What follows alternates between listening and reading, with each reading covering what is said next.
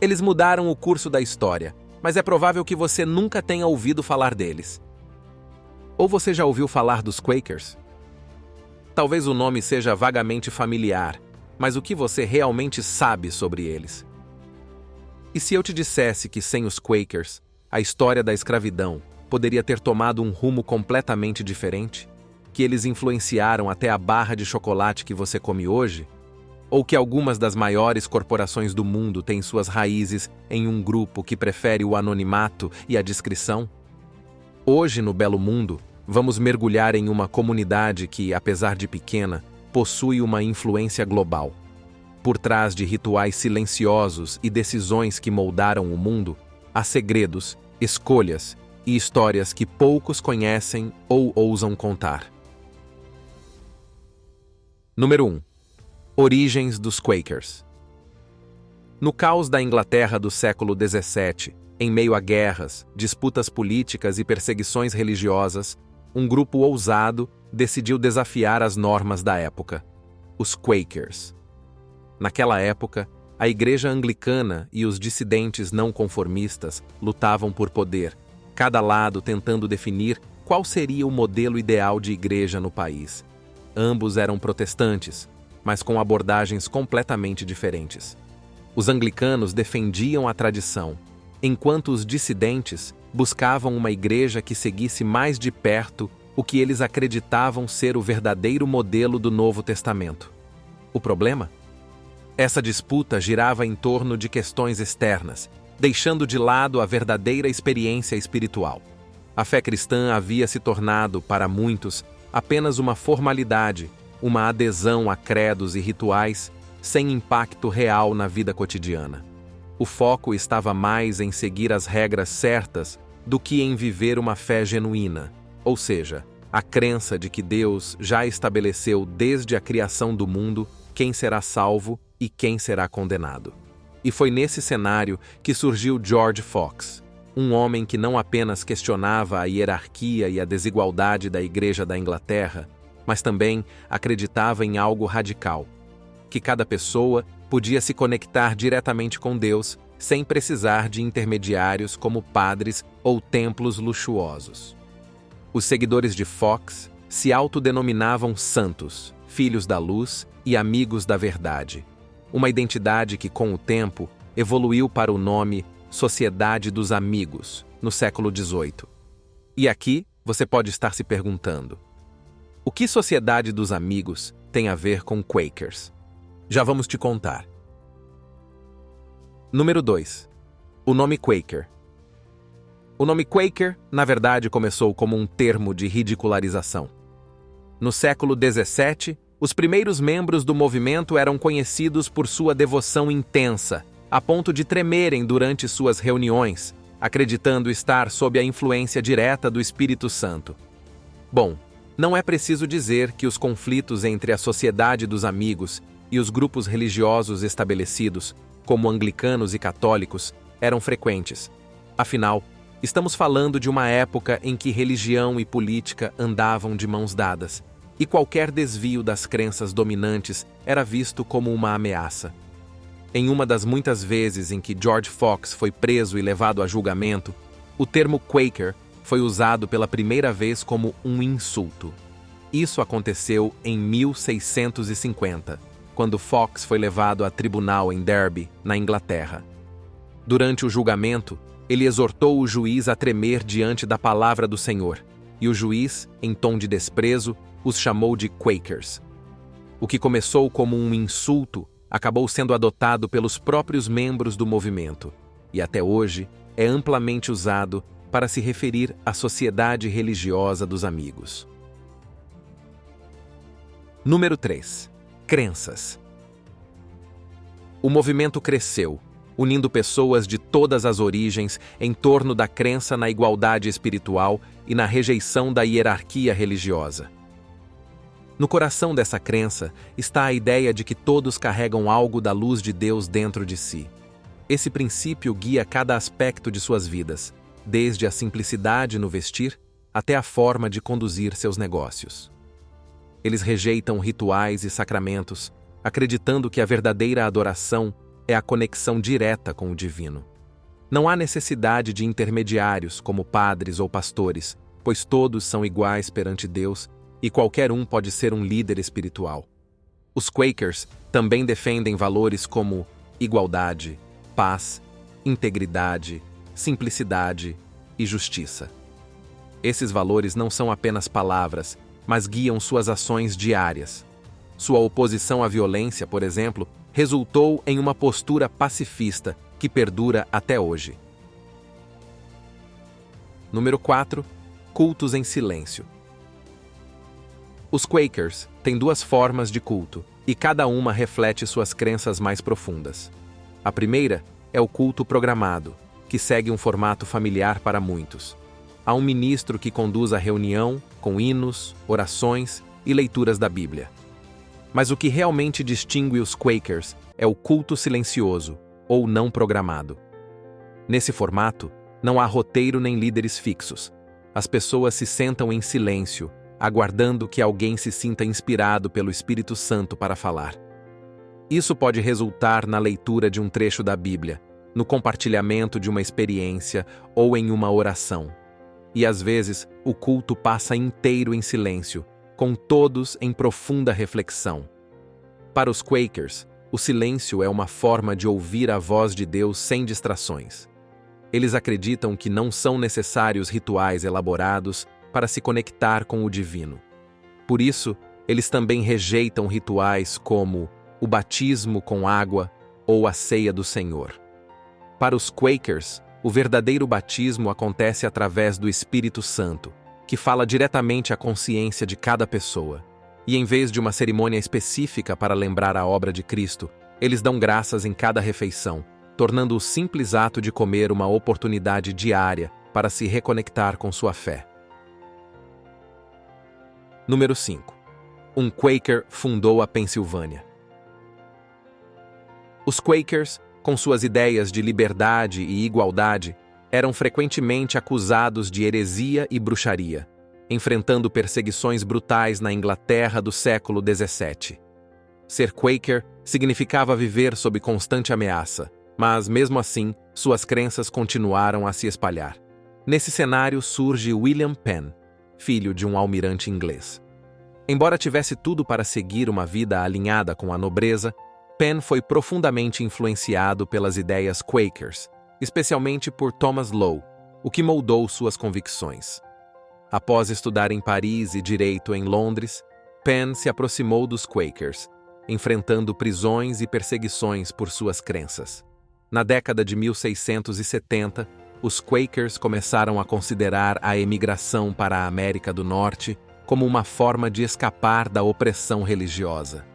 Em 1680, William Penn recebeu uma concessão de terras no Novo Mundo, como pagamento de uma dívida do rei com seu pai. Assim, nasceu a colônia da Pensilvânia, concebida por Penn como um experimento sagrado que refletia os princípios Quakers, ausência de juramentos em tribunais, cerimônias de casamento ao estilo Quaker legalizadas e liberdade religiosa garantida para todos os monoteístas. Filadélfia, a capital da nova colônia, rapidamente se tornou o centro do movimento Quaker na América. O Philadelphia Yearly Meeting, conhecido pela sigla PYM, que organizava reuniões menores pela região, solidificou a influência dos Quakers na sociedade local. Embora oficialmente separados do governo, os Quakers exerceram grande influência política, ocupando cargos importantes e moldando a vida pública de maneira significativa. A Pensilvânia tornou-se um exemplo de como os princípios Quakers podiam ser aplicados em uma sociedade real, atraindo pessoas de várias partes do mundo em busca de um lugar onde liberdade e igualdade eram mais que ideais, eram práticas diárias. Número 6. Ativismo e envolvimento no movimento de abolição da escravatura. A crença na igualdade inspirou os membros da Sociedade Religiosa dos Amigos a lutar por mudanças que marcaram a história. Na década de 1750, os Quakers na Pensilvânia enfrentaram um dilema: como manter seus princípios pacifistas diante das demandas da guerra franco-indígena. Muitos optaram por abrir mão de cargos políticos, preferindo afastar-se da política governamental em vez de comprometer seus valores, embora continuassem engajados em ações sociais. Entretanto, foi no movimento abolicionista que a comunidade deixou uma marca ainda mais profunda. No século XVIII, líderes como John Woolman e Anthony Benezet foram pioneiros na luta contra a escravidão, argumentando que ela não apenas corrompia os senhores, mas também violava os princípios cristãos fundamentais. Com o tempo, o movimento abolicionista dentro da comunidade ganhou força. Nos anos 1770, já havia um consenso. Qualquer membro que possuísse escravos seria excluído. Em 1783, os Quakers britânicos formaram a Society for Effecting the Abolition of the Slave Trade, que se tornou uma das principais forças na luta para acabar com o comércio de escravos no Atlântico. Eles fizeram lobby junto ao parlamento e colaboraram com abolicionistas como William Wilberforce, pressionando pela abolição do tráfico de escravos, que finalmente aconteceu em 1807. No século XIX, figuras como Lucretia Mott continuaram a luta contra a escravidão. Mott, uma fervorosa defensora dos direitos das mulheres e dos afro-americanos, ajudou a fundar a Philadelphia Female Anti-Slavery Society em 1833, uma das muitas organizações que, sob liderança Quaker, trabalharam pelo fim da escravidão nos Estados Unidos. Além disso, Mott e outros membros desempenharam um papel crucial no Underground Railroad, uma rede clandestina que ajudava escravos fugitivos a escapar para a liberdade no norte dos Estados Unidos e no Canadá. Mas a contribuição dos Quakers para a justiça social não parou na abolição. Eles foram pioneiros em várias ideias que moldariam o futuro, como a introdução da democracia na legislatura da Pensilvânia e a inspiração para a Declaração de Direitos da Constituição dos Estados Unidos. Além disso, promoveram conceitos como julgamento por júri, direitos iguais para homens e mulheres e educação pública. Até o icônico Sino da Liberdade foi lançado por Quakers na Filadélfia, simbolizando o compromisso deles com a liberdade e a igualdade para todos. Número 7. Papel de destaque para as mulheres. E por falar de direitos iguais, outro campo de ativismo em que os Quakers foram pioneiros é a igualdade de gênero. Desde seus primórdios, eles têm sido defensores da igualdade de gênero, concedendo às mulheres um papel de destaque em sua comunidade. Em uma época em que as mulheres eram amplamente excluídas das esferas de poder religioso e social, as mulheres Quakers não apenas participavam, mas frequentemente lideravam. Elas eram pregadoras, missionárias e ativistas, desempenhando papéis fundamentais em movimentos sociais como a abolição da escravidão e o sufrágio feminino, a luta das mulheres pelo direito de votar, um marco importante na busca por igualdade de direitos entre homens e mulheres. Número 8. Presidentes Quakers. Curiosamente, 2 presidentes dos Estados Unidos vieram de famílias Quaker, Herbert Hoover e Richard Nixon. Embora ambos tenham se distanciado das práticas mais rígidas da religião durante suas carreiras políticas, suas raízes. Quaker influenciaram suas éticas e visões de mundo. Herbert Hoover, que presidiu de 1929 a 1933, era engenheiro e humanitário antes de assumir o cargo. Seu trabalho em socorro às vítimas da Primeira Guerra Mundial reflete diretamente os valores Quaker de serviço e compaixão. Richard Nixon, presidente de 1969 a 1974, também foi criado em uma família Quaker. No entanto, sua presidência foi marcada por controvérsias, especialmente o escândalo de Watergate, que contrastava fortemente com os princípios de honestidade e integridade característicos dos Quakers. Afinal, nem tudo é perfeito, não é mesmo? Número 9. O Quaker que não é bem um Quaker. Mas afinal, o que a aveia tem a ver com esse movimento? Foram eles que construíram o império dos flocos de aveia Quaker? A resposta é sim e não. A empresa alimentícia, fundada em 1877, não tem ligação direta com o grupo religioso. Contudo, o grupo foi a inspiração para a criação da marca. Um dos fundadores da Quaker Oats leu um artigo sobre os Quakers e ficou impressionado com suas qualidades de integridade, honestidade e pureza. Ele decidiu que essas virtudes forneceriam a identidade perfeita para sua empresa. Curiosamente, a verdadeira conexão dos Quakers com a indústria alimentícia não é com a aveia, mas sim com o chocolate. Número 10. Grandes empresas Quakers. Surpreendentemente, a verdadeira conexão dos Quakers com a indústria alimentícia não está na aveia, mas no chocolate. Empresas renomadas como Cadbury e Rowntree foram fundadas por Quakers, que viam no negócio uma forma de promover seus valores e gerar renda para suas comunidades.